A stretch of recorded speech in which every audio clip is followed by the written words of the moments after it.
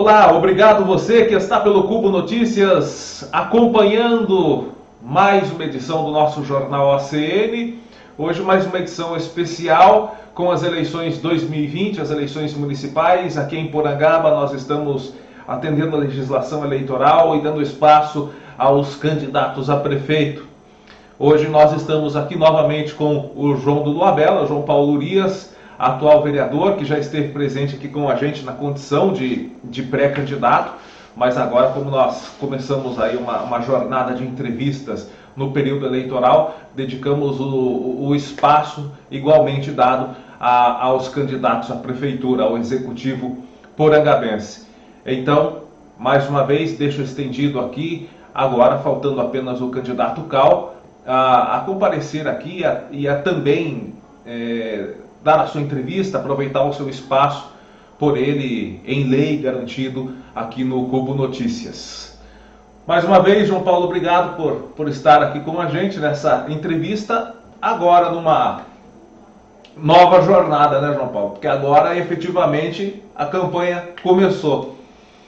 Acho que você já se apresentou na primeira entrevista, está lá no nosso site, nas nossas redes sociais, quem quiser acompanhar pode acompanhar. Então vamos dar um seguimento, falar um pouquinho da campanha, como está sendo, né? A gente tem um espaço para isso agora também. E lembra que no final da entrevista você falou, ficou faltando alguma coisa do nosso plano de governo? Vai dar para falar sobre isso também. Então, João Paulo, começar falando de campanha. Como que está sendo a campanha nesse período de pandemia? Você que já é vereador, já trabalhou em campanha eleitoral, está notando muitas diferenças ou está correndo tudo igual, sem muitas diferenças aí? Bem, primeiramente, obrigado aqui ao Cubo Notícias pelo espaço cedido mais uma vez. E respondendo a pergunta, podemos dizer que essa campanha está sendo um tanto quanto diferente, né? A cada eleição, o Tribunal Superior Eleitoral vem mudando as regras, mas este ano, devido ao protocolo da pandemia, está sendo mais diferente ainda. A gente tem visto no nosso perímetro urbano que a campanha tem se desenvolvido de uma maneira atípica, igual ela sempre foi, com uma equipe de campo, vamos assim dizer, mas em relação às visitas, a gente tem sido bastante rigoroso no sentido de tentar manter um protocolo de higienizar as mãos, passar o álcool em gel, o álcool, né? Sempre de máscaras. A gente chega numa casa sempre com a máscara e acaba perguntando se faz necessário ficar com ou sem máscara, porque tem pessoas que falam, não, pode tirar a máscara, daí a gente acaba ficando um pouco mais à vontade, mantém a distância e retira a máscara. Mas assim, eu imaginava que seria uma campanha mais digital. A gente estava planejando algo mais nesse sentido. Mas devido às circunstâncias eleitorais, como eu posso dizer, os meus adversários estão indo a campo, então me faz necessário que eu também vá a campo também. A gente tentaria manter a questão do distanciamento, mas estamos aí, é um jogo, estamos aí para tentar pleitear esse cargo, então vamos seguindo as regras conforme os ajustes vão acontecendo. Será que ainda Porangaba está começando a ingressar nesse campo digital? Será que já não é cultural do eleitor esperar a visita do candidato para ouvir o que ele quer falar, o que ele precisa falar e também aproveitar estar com o candidato frente a frente para fazer suas reclamações, os seus apelos? Não, com certeza e sem sombra de dúvidas, o pessoal não substitui o digital. A gente sabe que campanha atrás de campanha, o digital tem avançado cada vez mais porque a modernidade tem nos trazido isso. Mas isso não substitui o contato ali, o tete-a-tete, para você ver a verdade na palavra que a pessoa está sendo dita, tanto do candidato em expor as suas ideias, quanto da pessoa de falar, não, pode deixar que a gente vai dar o apoio, a gente vai dar o voto de confiança. Isso nada substitui, né?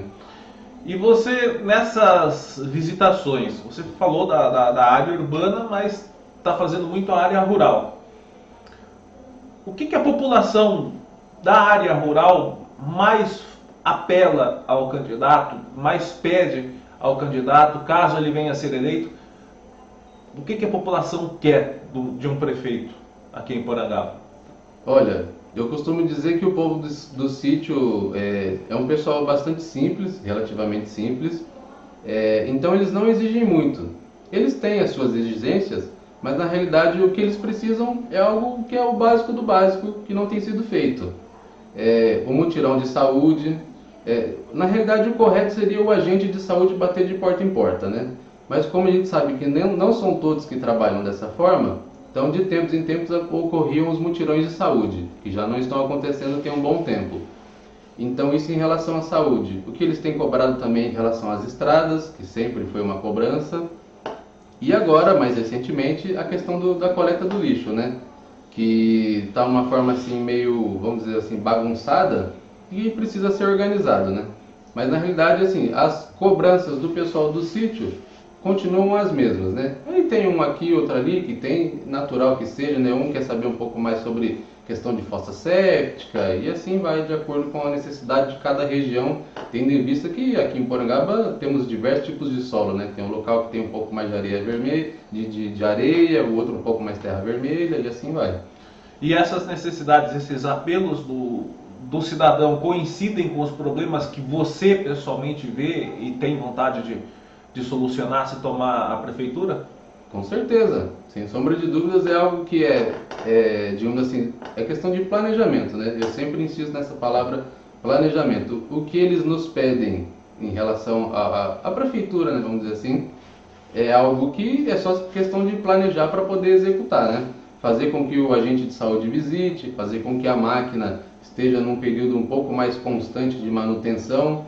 A gente tem que entender que não é que porque pediu que uma máquina faça lá o seu leito carroçável num dia, que no dia seguinte a máquina já vai estar fazendo. Se existir um planejamento, assim como deve existir, fala, eu não vou te atender amanhã, mas talvez na semana que vem, daqui 2 semanas, também tem que existir essa certa compreensão, né? Não é porque pediu já vai ser atendido no momento. Vai ser atendido sim, mas através de um planejamento onde vai ser seguidas as etapas, né?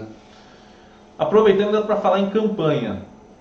Essa campanha você está notando que você até agora há pouco falou dos adversários, citou a palavra adversários. Você está notando que essa campanha está mais pacífica, mais voltada para o campo das ideias? Ou você acha que ainda existe aquele conflito que muitas vezes pode migrar até, infelizmente, e o que não acrescenta nada para o nosso município, infelizmente, para o lado pessoal, para ataques pessoais que não trazem nada de substancial para o eleitor? Você acha que nesse ano está um pouquinho mais diferente, está mais pacífica?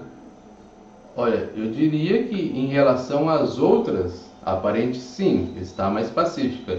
Só que não dá para fazer que está totalmente pacífica porque somos 3 candidatos. E até onde o que chegou à minha pessoa, um candidato tem insistido incessantemente o ataque em relação ao meu pessoal, à minha família, à minha esposa, enfim, baixaria e coisas de velha política.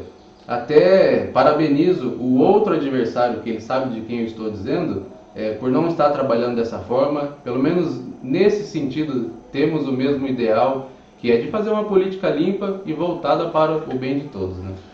Você citou nessa 11ª sessão da Câmara, e a gente vai pegar esse gancho da sessão, na realidade do assunto de ataques, para migrar para o plano de governo. Porque pelo adjetivo que você usou, possivelmente esse adversário possa ter adjetivado em relação ao seu plano de governo. Você disse que foi citado por um adversário, não citou o nome, com o adjetivo de lunático, que seria, no seu ponto de vista, como sonhador. Você acha que isso se deve ao seu plano de governo ou não?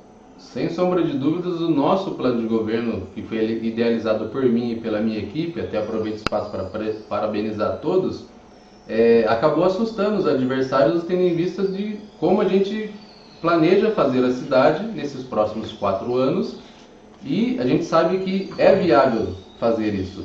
É a questão do planejamento, mas que se torna viável, se torna. E o nosso plano como um todo acabou assustando alguns adversários, e é onde eles estão tentando nos combater, falando que é um plano de um lunático. Mas é o que eu insisto em dizer.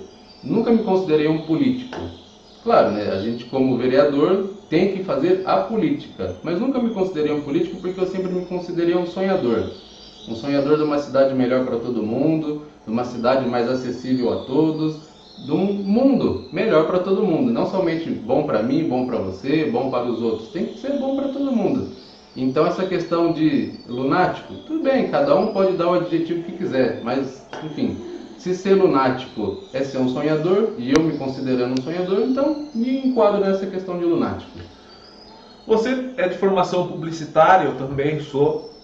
E eu acho, se eu estiver errado, depois alguém pode corrigir lá nos comentários, pelas redes sociais, que é a primeira vez que alguém utiliza como nome da coligação mais ou menos o título do plano de governo. Muitas pessoas, inclusive eu, achei curioso isso e criativo na esfera publicitária, do marketing político, mas entendo também que tem um ponto de vista ideológico também por trás da publicidade eleitoral. Mas eu não entendi uma coisa em específica. 30 anos em 3. Certo. O que isso significa? Primeira pergunta, vamos por fases. O que isso significa? Por que de ser 30 anos em 3? A ideia é de avançar a cidade o máximo que der para avançar num curto período de tempo. Por isso a gente fez essa analogia com o JK, quando fez Brasília, na ideia que ele teve dos 50 em 5. A gente abordou 30 em 3, por que em 3? Até vieram me perguntar. É isso que eu ia perguntar, era a próxima pergunta. Mudou o tempo de mandato, por que 30 em 3? Porque na realidade o primeiro ano a gente pega um orçamento que vai ser aprovado este ano pelo atual prefeito e pela atual Câmara dos Vereadores. Então, ano que vem vai ser uma questão administrativa de colocar a casa em ordem, até como já coloquei na sessão anterior. Até a data da sessão anterior, o rombo na prefeitura em relação à receita e despesa estava em mais de 2 milhões. Então, a gente imagina que o primeiro ano é colocar a casa em ordem, para a partir do alicerce da casa estar pronta, a gente conseguir levantar ela. Mas não seria válido 40 em 4? Sim, porque tem a lei de diretrizes orçamentárias que vai colocar as contas do ano que vem em votação através de um orçamento que vai ser aprovado desse ano. Mas não tem implementação de subsídios que se podem trazer por intermédio de deputados, governador, essas coisas?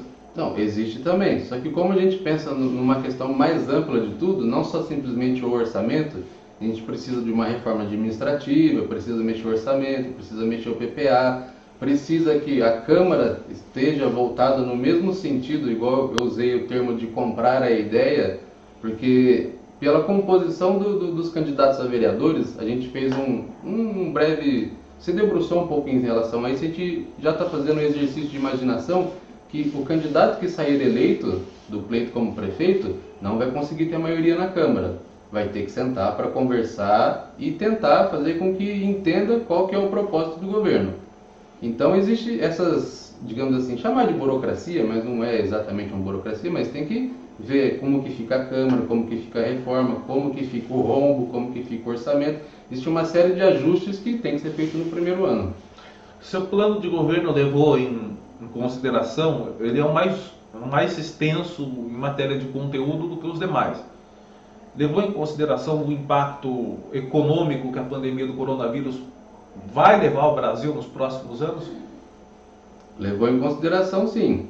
Mas é tanto que levou em consideração que aqui nós, Porangaba, temos raízes tropeiras. Essa raiz tropeira acabou passando por Sorocaba, que era a rota do tropeiro mais original, vamos assim dizer, né? Com maior fluxo. Entre Sorocaba e Botucatu. Exatamente. E o que acabou acontecendo? Na hora que todos os candidatos se lançaram no sistema do TSE, a gente teve algumas curiosidades de ver o que os candidatos estão querendo propor. E a gente acabou encontrando que nós, aqui em Porangaba, com 10 mil habitantes, temos mais ou menos a mesma ideia de Sorocaba, que é infinitamente maior do que Porangaba.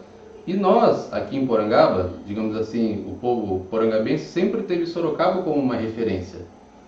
Então, por que a gente não pode também ter essa referência de fazer o que Sorocaba tenta aplicar lá, nós, numa quantidade menor, né, numa porcentagem menor, também está aplicando aqui? É uma bela de uma referência. Coincidência, aliás, coincidência. Mas você acha que essa ousadia está, de certa maneira, causando assim receio no eleitorado? Eles têm algum receio de que alguma coisa não venha a se concretizar? que você poderia falar para o seu eleitor para acabar com esse receio a respeito da sua proposta de governo? O que dá para falar para eles aí com essa mensagem? A mensagem que a gente tem a dizer a você, eleitor, é que, mais uma vez, a palavra planejamento, né?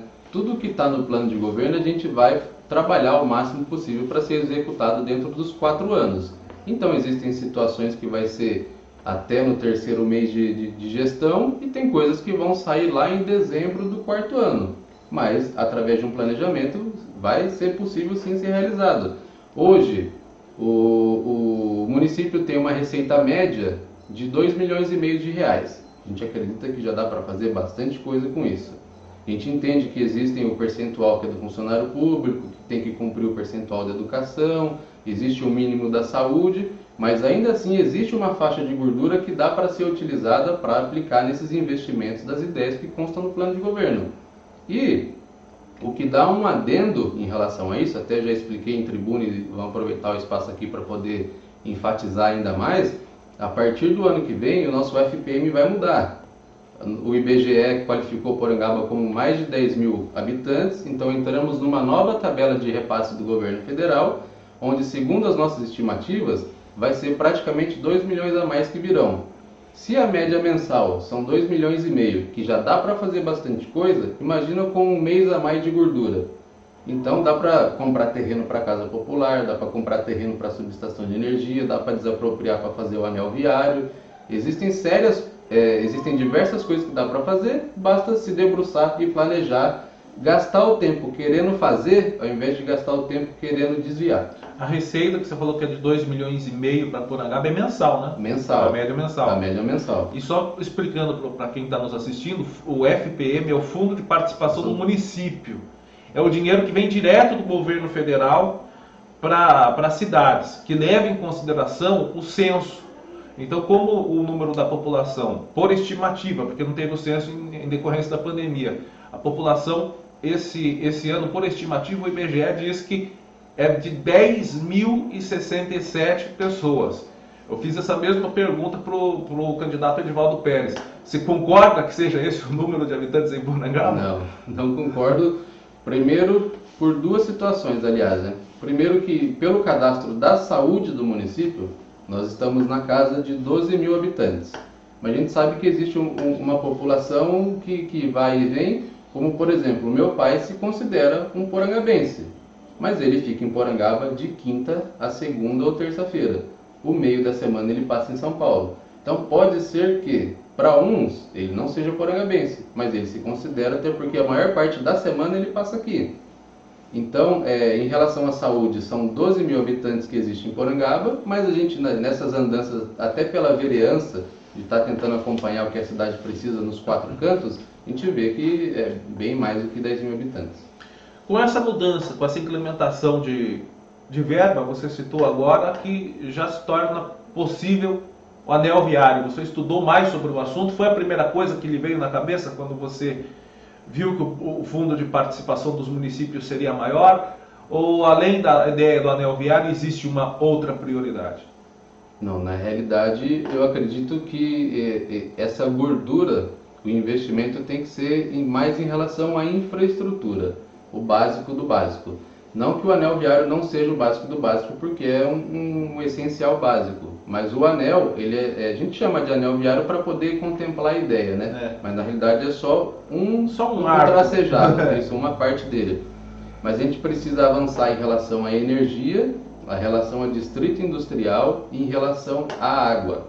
Então, esse investimento, eu acredito que essa gordura, pelo menos que nem eu falo, né, de trabalhar o alicerce para depois começar a levantar a casa, então talvez esses 2 milhões de gordura pode ser aplicado nesses investimentos básicos do básico. Na saúde, você citou na entrevista passada 3 vezes a saúde como prioridade. Qual é a sua prioridade? Saúde, saúde, saúde. Uma de suas ideias, colocar 2 médicos. Amadureceram novas ideias para uma solução mais imediata para a saúde? Quais seriam essas ideias, João? Mais imediata para a saúde? A gente imagina assim, nós temos uma pessoa muito competente que está colaborando uma pessoa não, até peço desculpa aqui, mas são duas pessoas, um homem e uma mulher, dois enfermeiros de formação que têm um currículo bastante importante, que estão colaborando com a gente em relação à saúde, e do ideal que a gente precisa melhorar o pronto atendimento, que seria assim a urgência e a emergência. Então precisa de colocar um socorrista, uma série de coisas que ele tem como ideia. E a outra pessoa, ela é um pouquinho mais da medicina preventiva, vamos dizer assim. Então a ideia é ter os dois médicos no pronto atendimento, só que essa outra pessoa, como é uma equipe, cada um vai estar designado para uma coisa, essa outra pessoa vai enxergar, olha, a minha maior necessidade no momento aqui na saúde é ortopedia, é geriatria, é cardiologia. Então a gente vai enxergar onde estão esses maiores volumes de necessidade, trazer o especialista, descer até numa quantidade que fica um pouco mais a contento. A gente sabe que não vai estar nunca 100%, porque nada como um dia após o outro, mas chegando no nível um pouco mais de contento, a gente vai melhorando as especialidades até na ideia de ser menos Botucatu e mais Porangaba. Seria uma espécie do Corujão da Saúde que o Dória fez em São Paulo? A gente precisa ver certinho como isso vai ser feito. A gente tem isso como uma referência, mas a gente sabe que lá em São Paulo já existe os hospitais, né? Coisa que aqui não está tendo. Mas nós temos em Botucatu uma bela de uma porta que poderia ser os médicos residentes que fazem a faculdade, alguma coisa nesse sentido, né? Então é aquela questão de se debruçar sobre isso, dá para fazer, mas tem que querer fazer. O TI móvel é viável para Porangaba? Eu acredito que seja viável no sentido das remoções.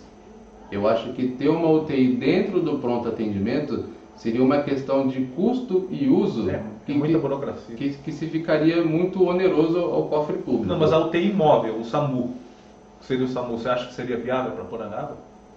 A gente trabalha a questão de falar que o SAMU, porque a gente já tem uma ideia pronta, né? Quando fala SAMU tem a ideia daquilo, mas a gente quer trabalhar com algo que seja semelhante ao SAMU. Porque o SAMU ele é coordenado pelas equipes do Corpo de Bombeiros, né? Então, Porangaba, até a gente vai falar um pouco sobre isso, porque essa semana teve um acontecimento que levou um pouco de medo ao pessoal lá do bairro dos Poris. Aproveitando que o candidato está aqui, a gente vai perguntar para ele também. Mas há muito questionamento a respeito do atendimento. Algumas vezes, o atendimento de urgência em caso de acidentes acontece de maneira eficaz, todas as vezes que acontece a gente parabeniza, algumas vezes demora, daí a gente dá uma puxadinha de orelha. Então, para solucionar esse problema é que a gente faz essa questão, se teria como fazer o SAMU em Porangaba. Bem como há pessoas que também questionam, agora não referente à saúde, sobre guarda municipal. Se tem ou não como fazer isso aqui em Porangaba. Em relação à guarda, a legislação, segundo a orientação que nós obtivemos, é que pelo tamanho da cidade não é obrigatório ter a guarda. Só a partir de uma determinada quantidade de pessoas que vai ser necessário. Mas a gente imagina que já é importante desde já ter uma guarda municipal, até para estar trabalhando em conjunto com a Polícia Militar. A gente sabe que o nosso efetivo da polícia, que depende do Estado, não é grande, que precisa de amparo da Prefeitura. Então, se a Guarda Municipal vai estar colaborando com a polícia e o atual Sargento Domingues, que é quem está à frente da polícia aqui em Porangaba, falou que é uma ideia que é muito interessante e que dá para fazer o bom uso, então vamos aplicar desde já. João, o que você considera como mais complexo para Porangaba nesse momento? Qual é se você ganhar as eleições, o que você considera que será mais difícil para você fazer como prefeito? Ou até mais difícil de fazer dentro do seu próprio plano de governo? Bem, como a ideia como um todo, o que eu considero como o mais difícil para Porangaba é fazer a cidade avançar sentido a Castelo Branco, que é onde existe uma veia econômica bastante interessante, que hoje é subaproveitada pelo município. Então fazer a cidade avançar sentido a Castelo Branco vai ser o maior desafio. E a gente sabe que cidades do nosso entorno, quanto mais próximos a Castelo Branco eles foram ficando, melhor foram se desenvolvendo. Em vista Cesário Lange, em vista Boituva. Então a cidade precisa avançar sentido a Castelo Branco. Com isso, então, você assume que se fizer um possível plano diretor, a área do município reservada a indústrias seria essa área, bairro dos Polis, ali início do Matão, sentido Castelo Branco? A gente pensa que hoje a gente já temos indústrias mais ou menos pré-estabelecidas aqui na nossa cidade, então isso eu chamaria de Distrito Industrial 1. Mas a ideia é ter o Distrito Industrial 2, o mais próximo da Castelo, até por conta da veia de logística, que conseguimos sair para Raposo Tavares, para Marechal Rondon, para a própria Castelo Branco. Então o mais próximo da Castelo Branco é o melhor para a cidade. Como eu disse, João, o pessoal do bairro dos Polis, para quem... Pessoal, acessa o nosso site lá e veja a notícia. Teve um incêndio lá no bairro dos Polis. A gente, pelo que os moradores disseram, uma pessoa foi atear fogo no mato e o fogo quase chegou a uma residência e os próprios moradores conseguiram apagar. Infelizmente, depois eles ficaram sem água porque a água deles é por reservatório. Tem um problema do loteamento lá, que parece que é irregular, não pôde ligar a água e eles têm água apenas em reservatório. Acho que isso levou a todos os candidatos, isso aconteceu depois que nós entrevistamos o Edivaldo Pérez, levou a todos os candidatos a pensarem também em Porangaba ter uma infraestrutura de combate ao fogo. Você chegou a pensar isso antes desse acontecimento? Tem alguma coisa no seu plano de governo referente a isso? E o que pode ser feito a curto prazo, porque isso é emergencial para o município? O que dá para ser feito, João? Bem, a gente tem que entender que já temos constituído aqui na nossa cidade uma equipe de defesa civil. Só que pouco se vê essa equipe trabalhando. Eu sou sincero em falar que particularmente nunca vi essa equipe fazendo um trabalho de campo. Então a gente precisa cobrar para que essa equipe de fato trabalhe e também dar condições para que ela possa trabalhar, tendo os equipamentos necessários, os EPIs necessários e não sendo viável fazer um consórcio com Torre de Pedra, que hoje já tem um caminhão-pipa, depende de vontade política, quanto de Porangaba quanto de Torre de Pedra, mas não sendo viável o consórcio para a utilização do caminhão-pipa da Torre, então a gente vai ter que adquirir um caminhão-pipa para nós. Será que não é mais prático para fazer uma aquisição? Pode ser que seja prático, né? Mas existe a questão da manutenção, a depreciação, uma série de custos que acabam sendo envolvidos, né? Já tendo o equipamento, é só questão de dividir entre os dois. Mas aqui é uma ideia. Existe, eu até falei no jornal, existe aquele caminhão-pipa que tem a parte do tanque, que é o reservatório, que faz tanto despejo de água em reservatórios, quanto também o canhão d'água. Não seria mais econômico para o município, inclusive, fazer a aquisição disso e deixar de terceirizar esse serviço de entrega de água? É uma bela de uma ideia. Não sou sincero em falar que não havia pensado nisso, mas é uma ideia que pode ser interessante, sim. E, João, ainda nessa questão de infraestrutura, você cita muito no seu plano de governo a parte de trabalho. É preciso, então, trazer a subestação de energia elétrica.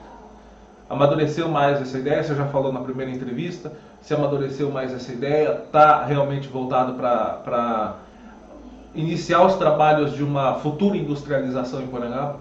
Com certeza. É preciso trabalhar essa questão da subestação de energia, porque é uma situação básica que a gente precisa aqui para dar condições de quem for se instalar conseguir apertar o interruptor e acender a luz, ou apertar o botão e conseguir ligar a sua máquina que seja. Então, a ideia da subestação é para que ela seja o mais próxima possível do linhão. Então, é uma questão de trazer o responsável de eletro para que ele fale que o local é viável e, se tornando viável, a prefeitura entrará com o que for necessário para realmente fazer a instalação da subestação. No final da última entrevista, nós deixamos de falar de moradia, até você lembrou. Não falamos sobre moradia. Já há no seu plano diretor um local para reservar para essas moradias? Qual o seu estudo para essas moradias? E o que o eleitor pode esperar para a vida de casas populares para Porangaba? Aí nós entramos num imbróglio, no sentido que no meu plano diretor a gente fez o apontamento em relação às casas populares através da CDHU. Só que estamos acompanhando uma situação na Assembleia Legislativa onde nesta semana, lá na Assembleia Legislativa, os deputados, prestem atenção nos deputados que vocês estão votando, pois isso foi algo que para mim foi um tiro no pé deles, mas é do voto particular de cada complicado. E a Assembleia Legislativa, num pacote proposto pelo governador Dória, acabou dentro desse pacote extinguindo a CDHU. Então, se sancionado, sendo que já foi aprovado pelos deputados, agora só vai para a sanção do governador Dória, se sancionado pelo governador, não existirá mais CDHU. Então, não sabemos se o governo irá propor uma nova empresa, vamos assim dizer, para poder trabalhar nesse sentido, ou se teremos, digamos assim, tirar coelho da cartola em outro sentido, seja do programa do governo federal, enfim, a gente vai ter que estudar essa situação. Mas você sabe explicar para o pessoal o que aconteceu, o que deu na cabeça desse povo de querer extinguir a CDHU? Na realidade, o governo do estado está com um rombo de 10 bilhões de reais para o orçamento do ano que vem, e aí como o orçamento do ano que vem, o orçamento do ano seguinte é sempre votado no ano anterior, o governador Dória enxergou esse rombo de 10 bilhões e resolveu, digamos assim, acabar com 7 estatais do governo estadual. E dentre essas 7, a Assembleia Legislativa fez um trabalho que acabou retirando 3 desse projeto, mas manteve 4. Dentre essas 4 está a CDHU. Dentre as 3 que saíram e continuarão existindo, está a FURP, que é o que trabalha com remédio popular, que a gente também precisa bastante. Mas foi uma proposta do governador devido ao orçamento, falando que teve que enxugar por conta do que aconteceu por conta do corona. A gente entra muito no particular de cada um sobre se fez certo, se fez errado. Eu, digamos assim, sou do entendimento que poderia ser um pouco mais flexível, só que o ser humano é um pouco meio complicado, né? Se a gente flexibiliza demais, confunde liberdade com libertinagem, então não acho que foi de todo errado o que ele fez, mas também não seria da forma que ele acabou fazendo. Foi muito abrupto. Ele mexeu no DR também? No DR, não. Tem uma reclamação, aliás, várias reclamações de moradores aqui de Porangaba. Sei que isso não tem a ver muito com o seu assunto, mas com o seu plano de governo, mas você pode falar a respeito disso, o que você pode fazer pela população de Porangaba junto ao DR. Está tendo uma reclamação, não sei se você já está sabendo, eu acho que está, deve ter até passado pelo trecho, que o radar que fica na rodovia Prefeito Benedito de Oliveira Vaz, Porangaba Cesário Lange, foi retirado. E as pessoas novamente estão abusando num trecho de reta, é descida e reta, é uma área densamente populosa, tem várias chácaras ali, várias pessoas transitando naquele trecho, e o radar foi tirado. Você como vereador e seus colegas vereadores, vários outros, eu creio que 90% dos seus colegas fizeram isso. Tentaram oficiar o DR sobre problemas relativos a principalmente essas duas rodovias, Benedito de Oliveira Vaz e mais a Francisco de Almeida, mais ainda, porque sempre tem acidente. Semana passada teve um, inclusive. Você como prefeito, o que você pode fazer em conjunto com o DR para melhorar a condição dessas estradas? Que a gente sabe, não é de alçada da prefeitura, não são estradas municipais, mas são estradas estaduais que dependem de um diálogo das autoridades com o prefeito, com o ADR, as autoridades com o ADR. O que você pode fazer e o que você diz como vereador do trato que o DR teve com você e seus colegas? O DR simplesmente, digamos assim, para ser um pouco mais educado, ignorou os pedidos dos vereadores. Nós, enquanto vereadores, fizemos o pedido porque estamos lá para representar a população e esses eram pedidos e anseios da população. O DR simplesmente os ignorou. Eu acredito que o peso que um prefeito tem numa conversa, num diálogo, tendo em vista que existe uma parceria entre a prefeitura e o DR, então por conta dessa parceria eu acho que seria viável sim uma conversa no sentido de uma cobrança para instalação de um redutor de velocidade, um radar, o que se fizer necessário no trecho. Se existiu essa conversa, não sei dizer. Espero que tenha acontecido, mas na prática a gente viu que nada foi feito até então. E eu também entendo que existe uma hierarquia.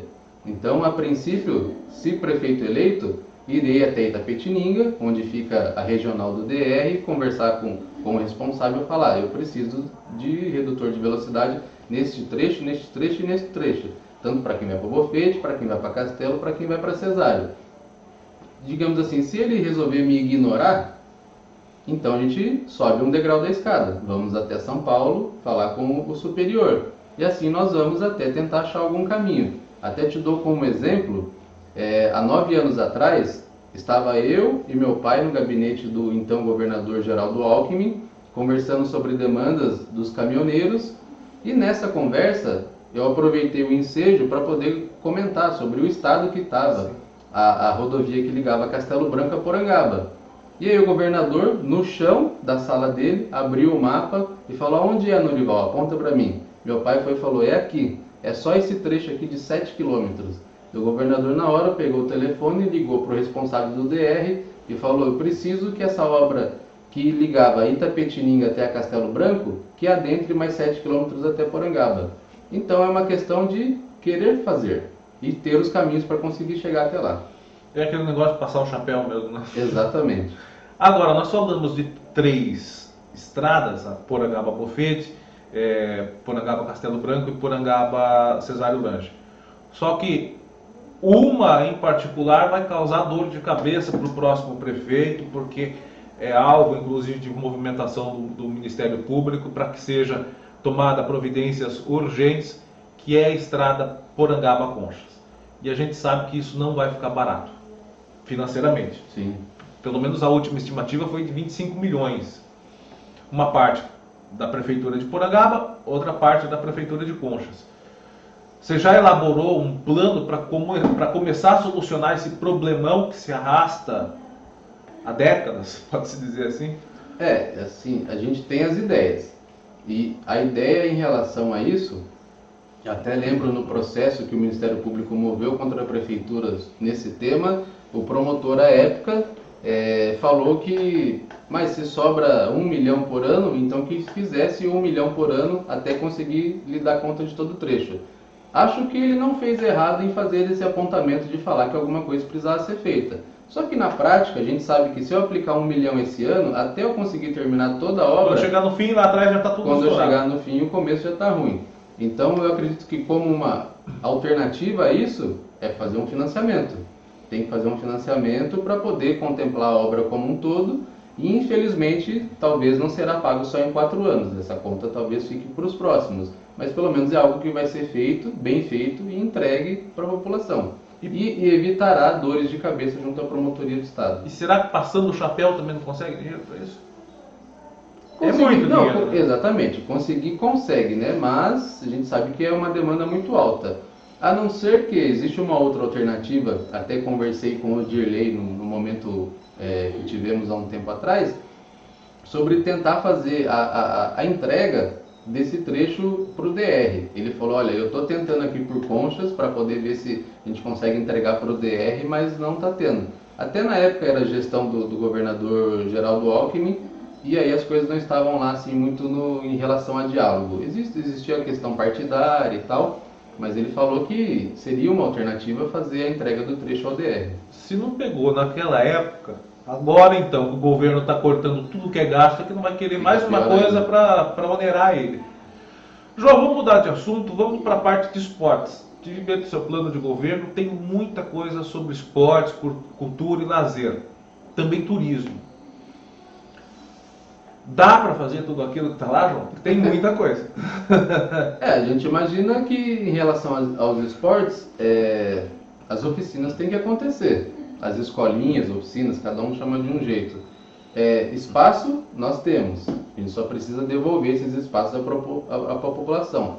E aonde não tem o espaço, criar o espaço, tendo em vista que a prefeitura tem muito terreno que é da prefeitura e que hoje é simplesmente um pasto, está juntando mato. Então, por que não devolver esse espaço à população? Dá para fazer? Eu acredito que sim. Com 2 situações. Com pessoas empenhadas na área do esporte para que realmente queiram fazer o esporte acontecer. E também fazer o uso de estagiários de educação física. A gente sabe que aqui em Porangaba temos uma quantia considerável de estudantes de educação física. E é muito difícil ter lugar para fazer estágio. Exatamente. São duas áreas muito difíceis de fazer estágio. Publicidade e educação física. A área de educação física hoje já está complicada, que se você não for um personal, fica difícil de fazer a atuação. Ou você tem que montar uma academia, ou você tem que dar aula em algum lugar, enfim. Mas a gente pensa que é viável sim, tanto devolver a piscina para a população. Eu ia te perguntar sobre ela. Na ideia dos 2 milhões que terá de gordura, possivelmente terá 2 milhões de gordura, será que com esses 2 milhões de gordura uma parcela disso não consegue para poder devolver a piscina para a população? Acredito que sim. Então, querer fazer. João, ainda nessa esfera de... estamos agregando esporte, cultura, lazer, turismo. Você pediu para eu fazer uma pergunta polêmica. Eu pedi. Você pediu. Eu creio que a primeira coisa que você pensou, ele falou, vai ser alguma coisa relativa à saúde. Porque saúde sempre tem polêmica, mas não. É relativa à cultura. Certo. Vamos lá. É a pergunta, mas não é tão polêmica, fica tranquilo. Carnaval em Porangaba. Nos últimos anos nós estamos vivenciando, testemunhando o imbróglio das escolas de samba com a prefeitura municipal, referente ao repasse que costumeiramente acontecia por parte do Poder Executivo às escolas de samba. Você, se for prefeito, vai fazer repasse às escolas de samba ou encontrará outro meio, ou já estudou outro meio, de fazer uma colaboração intermitente do poder público com as escolas de samba para que elas possam angariar fundos para o carnaval? Olha, então vamos tentar ir por etapas. Desde da minha vereança, da minha campanha para tentar ser vereador, eu insisti e insisto no assunto que as escolas precisam sim que a prefeitura colabore, mas eu entendo que não tem que ser do entendimento de que o dinheiro só simplesmente tem que cair do céu. Eu acredito que existe, não é uma meta a palavra correta, mas as escolas têm que se movimentar, fazer baile, fazer o que for necessário para tentar gerar fundos para que coloque a escola na rua. A gente sabe que talvez quando a escola fizer um baile, pode ser que não dê o retorno que ela estava esperando, é coisas de momento. Então, mas se ela mostrar para mim, enquanto prefeito, se for eleito, que ela está tentando, eu acredito que sim. Nós na prefeitura, claro que com o aval da Câmara dos Vereadores, iremos colaborar sim para que as escolas realmente coloquem a escola na rua. Eu cheguei em Porangaba em 1999 e um dos motivos que me fez gostar e querer ficar, um dos motivos foi o carnaval, assim como sei que é de inúmeros outros. Então por que a gente não pode devolver isso para a população? Podemos e devemos devolver. Então você pensa que deve haver uma espécie de contrato de metas entre as escolas de samba e a prefeitura para possibilitar esse repasse? Não usaria a palavra metas, mas com certeza eu quero ver e ser convidado quando assim fizer. Vai ter algum evento? Pelo menos está demonstrando que está empenhado na causa, né? Não só simplesmente o barracão ficar fechado de março até dezembro, daí chega lá no começo de janeiro, começa todo mundo a se movimentar e falar, não vou conseguir colocar o carnaval na rua porque me falta tanto, sendo que o barracão ficou fechado o tempo todo. Não, tem que se movimentar e mostrar interesse pela causa também. Carnaval com o prefeito João do Luabella, se for eleito, vai ser na Avenida ou na Rua 4 de Junho? Olha... E outra pergunta, só para emendar. E como vai ficar a participação dos comerciantes de Porangaba no carnaval, que é a reclamação muito grande da parte de comércio, você como comerciante deve saber, é sobre a participação deles no carnaval, que muitas vezes fica restrita em decorrência de empresas que vêm de fora para cá. Como que vai ser o carnaval da administração João do Luabella? Bem, a nossa ideia do carnaval é devolver o carnaval à Rua 4 de Junho, a princípio, por conta de ter que realizar esse resgate histórico do que já foi o carnaval, tendo em vista o tamanho que o carnaval de Porangaba chegou e o possível tamanho que ele está agora. Então eu acho que a 4 de junho volta a comportar o carnaval, então voltará, pelo menos a princípio, na 4 de junho, quando não comportar mais a gente estuda um outro local. Mas voltando para 4 de junho, a gente volta a fazer com que os comércios da Rua 4 de junho continuem mantendo suas portas abertas, fazendo as suas vendas, como sempre foi o carnaval, até por conta do charme que existe em Cena 4 de junho, digamos assim, o calor humano que acaba acontecendo lá. Cada comércio tem o seu banheiro, até por conta da legislação um comércio precisa de banheiro, mas não havendo banheiros em quantidade suficiente, também colocaremos o banheiro, enfim, daremos a infraestrutura que se fizer necessária. A gente enxerga que, a princípio, voltando para 4 de junho, não será um custo tão elevado quanto fazer na avenida. Então, a princípio, os comerciantes serão sim, digamos assim, terão seu espaço e estarão em conjunto com a prefeitura no carnaval. Você fez uma promessa não, uma publicação nas redes sociais referente à área de lazer e cultura, que é a instalação de praças e parques, né, alguns com academia ao ar livre. Está na sua publicação em todos os bairros de Porangaba. E a população questionou, acho que você viu através de comentários, se isso será financeiramente possível e também fisicamente possível. Você já fez os estudos, os levantamentos, a população pode ficar tranquila quanto a essa promessa? Bem, aonde a prefeitura tiver um terreno que não estiver sendo utilizado, onde já existir uma praça, onde já existir a gente vai reformá-la para que devolva em melhores condições à população. E o bairro onde a prefeitura tiver um terreno, e desde que seja num tamanho que seja ideal, vamos dizer assim, também vai ser instalado o parque, um momento de convívio comum entre todos da comunidade, né? E aí, em relação ao investimento, a gente pensa que sim, existem alguns equipamentos que precisam ser comprados, mas existem situações que podem ser reaproveitadas e reutilizadas algumas coisas, como por exemplo alguns pneus, alguns troncos de madeira. Existe uma série de formas para poder fazer. Inclusive sustentáveis. Exatamente. Tem muita citação da palavra emprego na área de turismo, fomentação de emprego na área do turismo. Você enxergou que o turismo hoje em Porangaba pode se tornar a maior fonte de empregos do município? E como que você pretende fazer isso? Bem, nós estamos trabalhando a questão do turismo como uma indústria limpa, onde ela não vem precisando de muita demanda de energia, não precisa de muita demanda de água.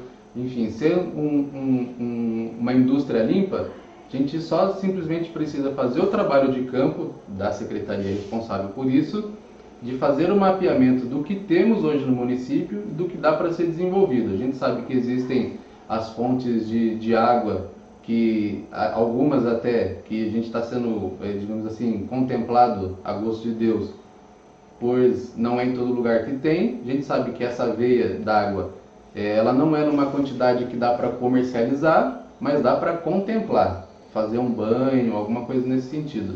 Então, a questão do turismo é uma questão de mapeamento e aí ser elaborada uma rota para trabalhar o turismo em relação a isso. Existe as pessoas que fazem um queijo temperado, existe o outro que faz uma linguiça defumada, o outro ali que faz uma cachaça.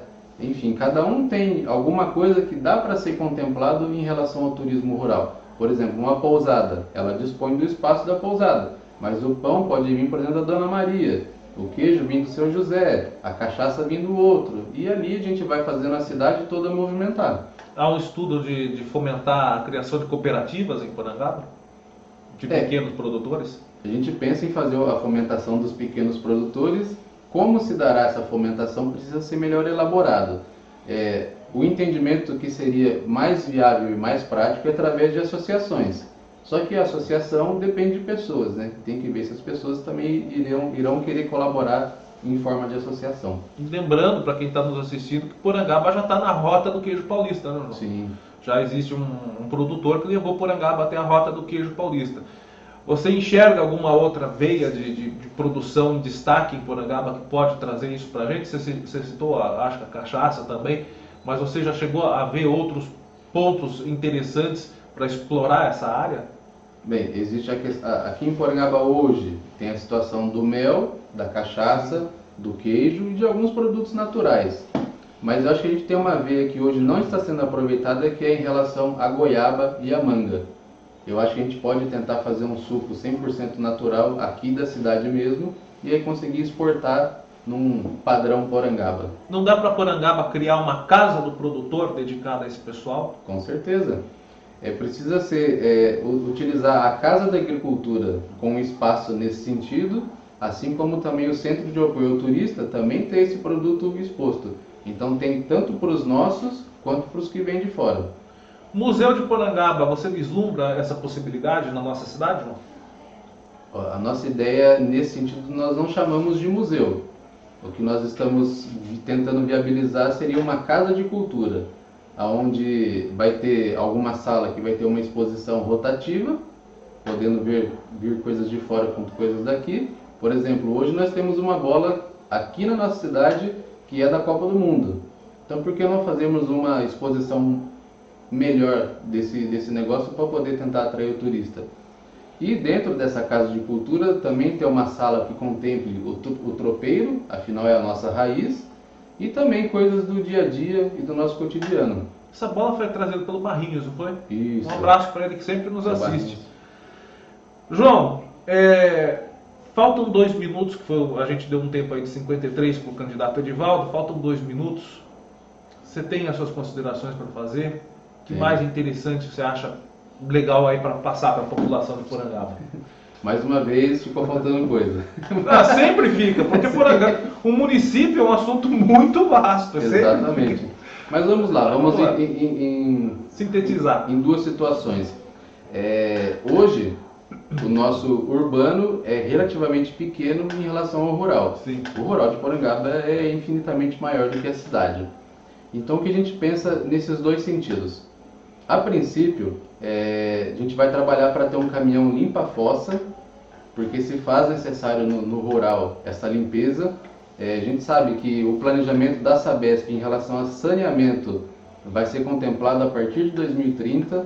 Então, ou se mexe nesse contrato, digamos assim, acaba tentando fazer com que a Sabesp adiante esses investimentos, ou se não for possível, até porque não depende somente de uma das partes, se não for possível, então sim, teremos o caminhão limpa-fossa. E a outra situação que também acaba mexendo em relação ao rural e também ao urbano, em relação ao urbano, a gente precisa plantar árvores na cidade. A cidade está muito árida, então precisa sim ser trabalhada uma questão de plantação de árvores. Existe urbanização em relação a isso. Não é a palavra exata, mas arborização. E em relação ao rural, nós sabemos hoje que não temos assim, existem alguns nomes que são grandes produtores, mas no rural, para quem anda no rural, conhece que as cidades são muito mais pequenos produtores do que grandes produtores. Em relação a esses pequenos produtores, o que eu quero dizer a vocês, principalmente para você que tem criação, que a sua vacina de brucelose vai ser feita pelo município, por um veterinário do município, aplicado dentro da sua propriedade. Nós vamos fazer uma limitação em relação à quantidade de cabeças que vai ser feita, mas nós sabemos hoje, muitas vezes a vacinação não é feita porque um frasco não contempla no total a quantidade que está ali disponível, então para não perder o frasco eles preferem não fazer. Nós vamos fazer o contrário, nós vamos abrir o frasco, esse frasco contempla 100 cabeças, vamos vacinar 100 cabeças.